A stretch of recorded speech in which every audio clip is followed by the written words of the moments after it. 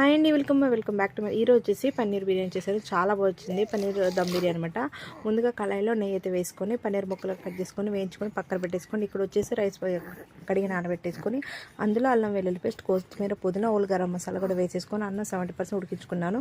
Next ఇక్కడ వచ్చేసి మనకి బిర్యానీ కావాల్సిన అన్ని కట్ చేసుకొని ముందే పెట్టేసుకుని అందులో జీలకర్ర, దాల్చిన చెక్క, బిర్యానీ ఆకు, ఉల్లిగడ్డ, ఆలుగడ్డ, అలాగే పచ్చిమిర్చి, కొద్దిగా బీన్స్, క్యారెట్ వేసుకోండి. మీ దగ్గర వెజిటేబుల్ అవైలబుల్గా ఉన్నాయి మాత్రం వేసేసుకొని అన్నం పేస్ట్ వేసుకొని నెక్స్ట్ ఇందులో మనం వేయించుకున్న పన్నీర్ ముక్కలు కూడా వేసుకొని మొత్తాన్ని కలిపేసుకొని కొద్దిగా ఉప్పు, కారం, పసుపు, అలాగే కొద్దిగా లైట్గా ధనియాల పొడి యాడ్ చేసుకోండి.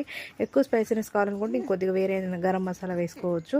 నేను చాలా సింపుల్గానే చేస్తాను. నెక్స్ట్ ఇందులో ఒక కప్పు పెరుగు అయితే యాడ్ చేసుకొని మనం ఇందులో ఉడికిన రైస్ని అయితే ఇందులో వేసేసుకొని దమ్ పెట్టేసుకోవటమే. చాలా బాగా వచ్చింది. ఇందులో ఎలాంటి ఫుడ్ కలర్ కానీ ఏం వేయలేదు నేనైతే.